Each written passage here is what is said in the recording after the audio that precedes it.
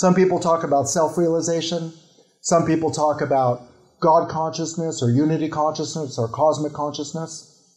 But in my experience, it's remembering yourself as love.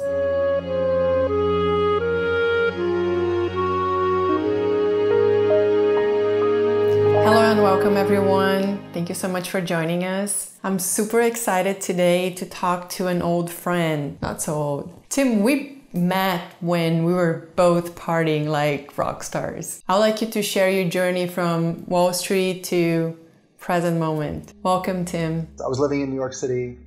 It's a pretty dense place. I was working on Wall Street at the time. I was working in a hedge fund. I was a portfolio manager. And that was a career I had for about 15 years.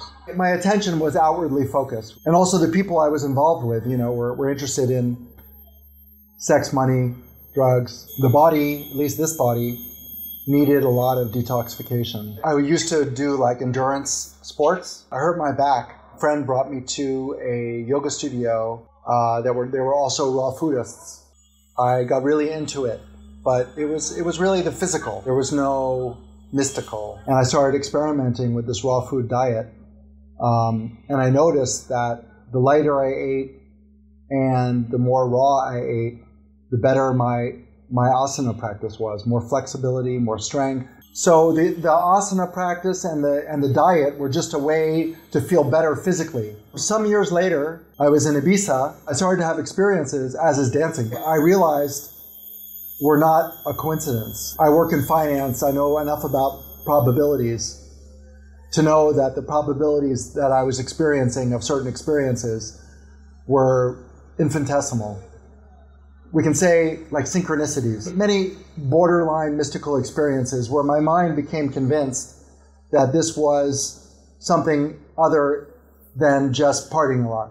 So I began to take it more seriously. So I knew like these yogis, not just yogis, but the big religious leaders like Muhammad and Christ and Buddha, they all fasted for long periods of time.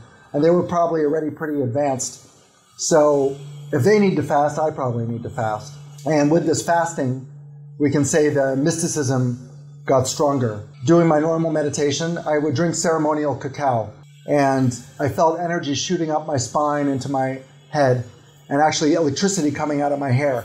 I had a Kundalini awakening. And I was doing spontaneous asanas. Like the energy would guide me into certain asanas that maybe I hadn't even done for years or never done or never even seen in a book. And after this experience, I felt like my heart bursting with love.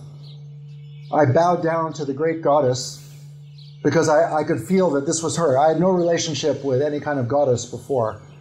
But in this experience, I understood that this was a blessing from the goddess. There was a dramatic break in my reality on that day that didn't fade.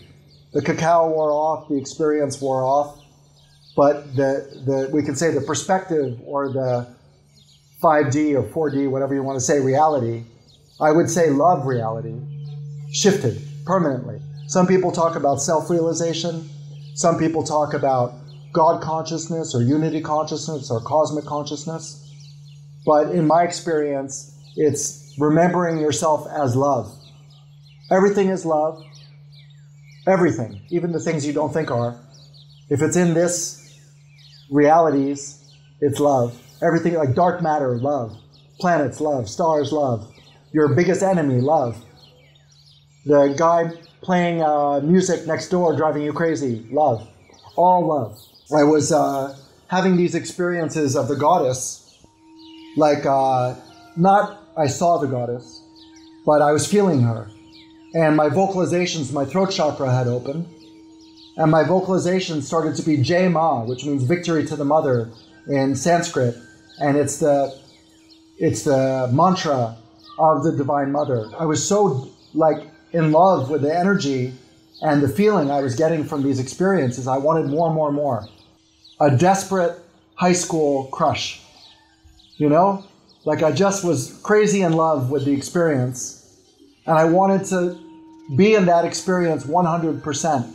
I wanted to, instead of experience, and then you go back to baseline consciousness, and then you have another experience, and you're back to, that's the problem with a lot of like ceremonies and shamanism and many other things that are offering in the spiritual marketplace, they can deliver an experience, but then after that experience, you slide back into your baseline reality without a perceptible shift. So you keep on needing the experiences, but it doesn't shift your baseline. So you become like an experience junkie. And I know from my own journey, I had a journey with that as well. So I just wanted to go to the source of all this bliss and love I was feeling and be that with no, like my baseline consciousness is that, not the separate sense of self, the ego. It was like the strongest drive I ever had. And many people told me it was impossible, of course. And that I was crazy. So I was in India, and through a mystical circumstance, I wound up at a Kali temple. And literally a blind albino Brahmin, so he was dressed all in white, but he stepped out of like nowhere, like materialized, and said, "You're in the right place."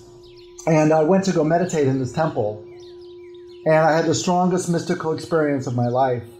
I felt so much power. An aspect of Shakti is also this power. We can say Kundalini power or prana.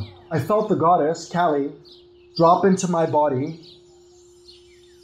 So everything I felt about the goddess until then was external, like a feeling external to me, like an intuition or a sense. And now I felt this energy and this goddess in the body. So Kali is the primordial goddess, as she explains it to me.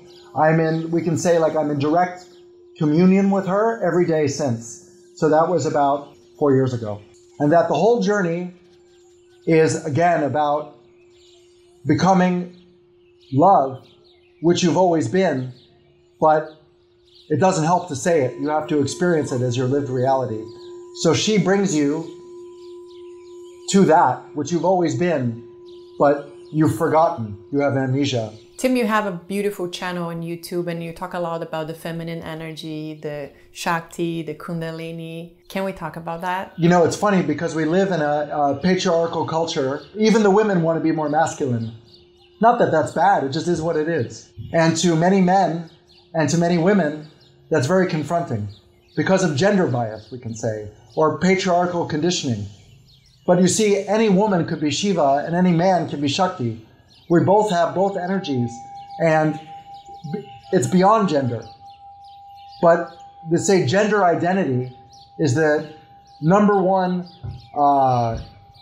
aspect of our ego complex. The first thing we say we are is a boy or girl, and then the next thing we might say where we're from, and the next thing is what our name is. In the Taoist symbol, yin-yang, they're showing you they're both, masculine and feminine. And there's a little bit of the darkness in the white spot, a little bit of the white spot in the darkness. So we're both masculine and feminine and beyond. Your ego starts to dissolve, and one of the aspects that starts to dissolve is this idea that you are a man or you are a woman, because that's the body you've been incarnated in. Is it right to say that ego and fear kind of get in the way from finding our self-love, finding this essence? They're both related, you know, so that you cannot love yourself as an idea. You cannot love yourself by listening to an audio tape and a guided self-love meditation. You know, this kind of love is a superimposition on the reality, which is that you don't love yourself. This love that I'm talking about can only come, as far as I can see, from a Kundalini awakening. You can't get there as a lived experience baseline. You can have experiences where you're loved, but as your lived baseline reality, you cannot get there without Shakti. She is love. You see, when you realize yourself as love, then the ego also starts to disappear. So the whole approach that Kali gives is one of nurturing, no ego annihilation, nurturing love, these maternal qualities, acceptance, surrender, joy. These are her qualities and her path. Isn't it interesting that, you know, most religions, they worship a male figure? So that just tells you that the patriarchal culture is much more comfortable with this like father god. But in my experience, Kali shares that she's the primordial goddess, that she was the cosmic womb of which everything sprung, all gods and goddesses. The Great Mother is in everything and everyone, including all gods and goddesses. Is there any advice that you like to give to people that would like to awaken this Shakti, awaken this Kundalini and find their essence? Start with ASANA practice to start opening up the energies in the body. And then after that, the more flowing and less strict the yoga is, the better. The more intuitive the yoga practice, the physical yoga practice, the better. The second thing would be gentle detoxification. It can be juice fasting. Most people can juice fast. Most people can move to a lighter diet. And then finally, if you can find someone who can give you Shakti Pat, which is to be the transmission of Shakti's blessings, that's the quickest, most efficient, most authentic way to get in touch and have a Kundalini awakening. None of this would be possible without Kali's love. That this guidance I've had, that this blessing I've had, is responsible for everything, because the way I was leading my life before was leading to pain, lots of pain. And now, almost every day, there's more joy and more love and more relaxedness. So now I've devoted my life to her. I'm here in Ubud in Indonesia, in Bali. She guided me to build a retreat center temple for her called Vama Kali Ashram. Now Vama means woman or beautiful, and it's an aspect of Kali that's little known. It's all for free. I'm not interested in materialism, and any kind of materialism associated with that is not feeling aligned at this point. We say Jai Ma because it's like victory to the mother, like thank you, Ma. And that's my journey. Thank you from the bottom of my heart, and it's nice to share this time with you, and I thank you for your interest. Lots of love. Tim, thank you so much, my friend. So happy to see you happy and glowing. Guys, if you like this episode, give it a like and subscribe, and I'll see you next Wednesday. Jai Ma.